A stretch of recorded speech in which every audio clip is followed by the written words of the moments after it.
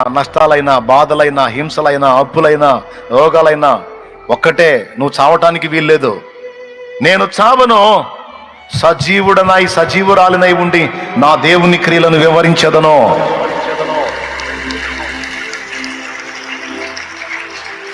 నీకు రకరకాల సమస్యలు చూపించి వాడు సైతానుగా నీ పక్కకు చేరి చావు చావు చావు చావు అంటాడు, నిన్ను ప్రేరేపిస్తాడు.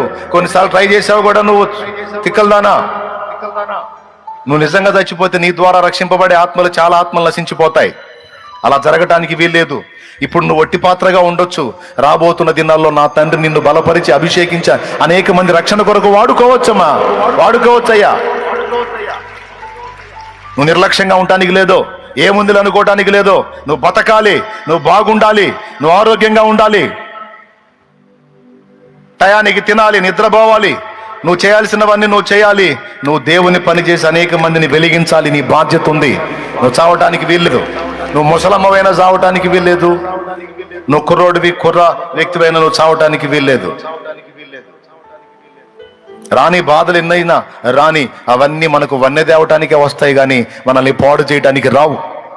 రాని హింసలు ఎన్నన్నా రాని, అవన్నీ మనల్ని షైనప్ చేయడానికి వస్తాయి, మనల్ని షార్ప్ చేయడానికి వస్తాయి తప్ప మనల్ని పాడు చేయడానికి రావు. ఎందుకంటే ఏదొచ్చినా మన తండ్రికి తెలియకుండా ఏది రాదు.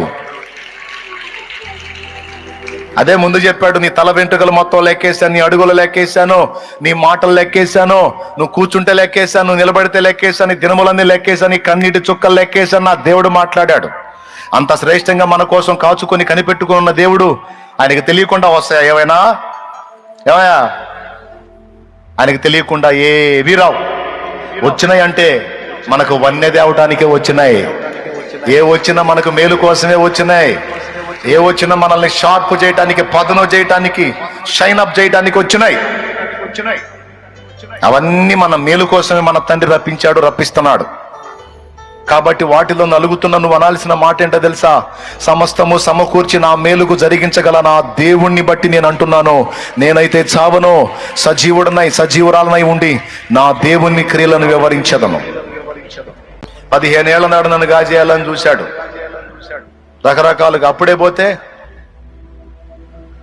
ఇంత పని కోల్పోయేది కదా, మిస్ అయిపోయేవాడిని కదా, నేను పోగొట్టుకునేవాడిని. సైతానికి ఇదంతా లాభమయ్యేది, ఇంతమంది రక్షణ.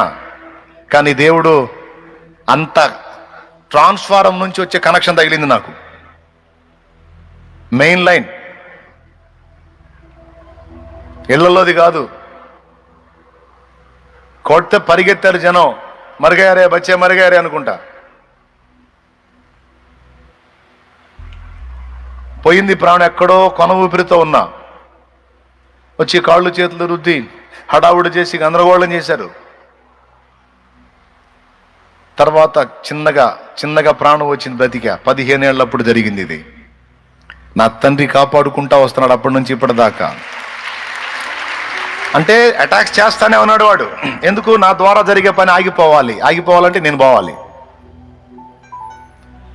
నీ మీద కూడా అలా దాడులు జరుగుతున్నాయి. మెంటల్గా, మానసికంగా, శారీరకంగా, ఆత్మీయంగా నిన్ను దిగజార్చి, బలహీనపరిచి, నువ్వు తెగించేటట్టు, నీ ప్రాణం నువ్వే తీసుకునేటట్టు, నిర్లక్ష్యంగా ఉండి చచ్చేటట్టు, కేవలం మెయిన్గా నీ ప్రాణం తీయటానికే స్కెచ్లు జరుగుతాయి. దానివల్ల చాలా లాభాలు ఉన్నాయి వాడికి. 2 చెప్పాను నేను. నీ వల్ల జరగాల్సిన పని ప్రణాళికే ఫెయిల్ అయింది.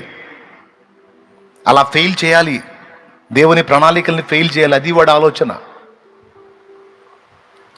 లోపడదావా సైతానికి? స్థలం ఇద్దావా సైతానికి? ఏమందాం? నేనైతే ఆ మాట ఎందుకన్నాడు దైవజనుడు? అలాంటి పరిస్థితి వచ్చింది ఆయనకి. మరణ భయం వచ్చింది. శత్రువు సమూహము మాట్లాడుతూ ఉన్నారు అతని ఆత్మలో, నువ్వు చచ్చిపోతావు, నీ పరిస్థితి బాగలేదు, నీ టైం అయిపోయింది, నీకు లేదు, నువ్వు చచ్చిపోతావు అని మాట్లాడుతుంటే ఒక గావు కేకేశాడు. ఏయ్, ఎవర్రా మీరు? ఆ మాట అంటానికి నా దేవుడు అనాలి ఆ మాట. నేనైతే చావను, నేను సజీవుడనై నా దేవుని క్రియలను వివరించదను. ఎక్కడుందా మాట బైబిల్లో? 118వ కీర్తన 17వ వచనం. నేను చావను, సజీవుడనై యెహోవా క్రియలు వివరించెదను. అలా ఎందుకు చెప్పుకోవాల్సి వచ్చింది అంటే ఆ అలజడి అతనిలో స్టార్ట్ అయింది, ఆ ఒత్తిడి అతనిలో స్టార్ట్ అయింది, ఆ వేదన అతనిలో స్టార్ట్ అయింది. అది లోపల లోపల లోపల లోపల నలిపేస్తుంటే బయటికి ఒక గావు కేకేశాడు. నువ్వు ఎంత ఒత్తిడి చేసినా, నువ్వు ఎన్నిసార్లు అన్నా నువ్వు చస్తావు చస్తావు చస్తావు, అయిపోయింది నీ పని, నువ్వు ఎన్నిసార్లు అన్నా నేను చావను. ఎందుకంటే నన్ను కాపాడే దేవుడు, నా దేవుడు సర్వశక్తి గల దేవుడు. ఆయన బిడ్డని ఆయన రెక్కల నీడలో ఉన్న ఆయన సెలవు లేకుండా నా తల వెంట్రుకలలో ఒక వెంట్రుక కూడా రాలదని చెప్పినప్పుడు నేను ఎలా చేస్తా? ఆయన సెలవు లేకుండా నేను చావను, సజీవుడనై యెహోవా క్రియలు వివరిస్తా.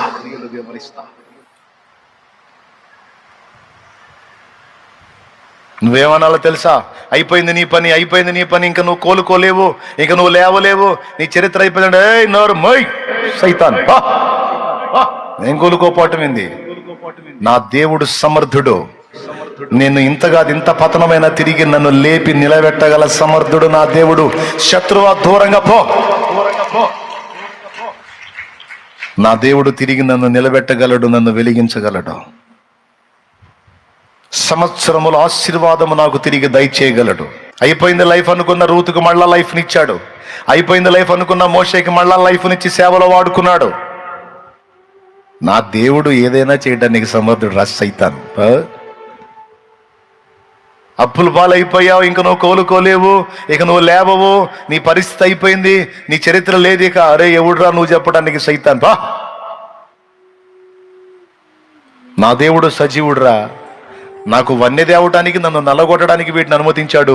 నా దేవుడు వాటిని తొలగించాలనుకుంటే ఒక్క చిటిక చాలురా. నా దేవుడు వేసే ఒక్క చిటిక చాలు.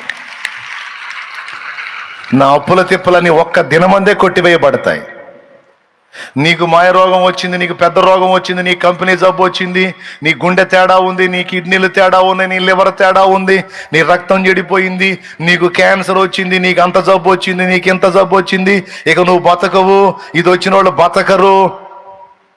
ఒరే సైతాన్ పో, యేసునామములో. చచ్చిన వాళ్ళనే బతికించినోడు రా నా దేవుడు. రోగాలు ఒక లెక్క, లక్షలాది మంది రిపోర్ట్స్ మారిపోయినరా.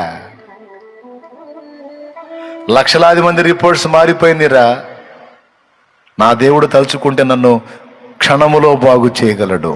ఒక్క మాట పలికితే చాలరా, నా రిపోర్ట్లు మొత్తం మారిపోతాయి. నాకు భయం లేదు. నేను చావను, నేను దేవుని పని చేయాలి.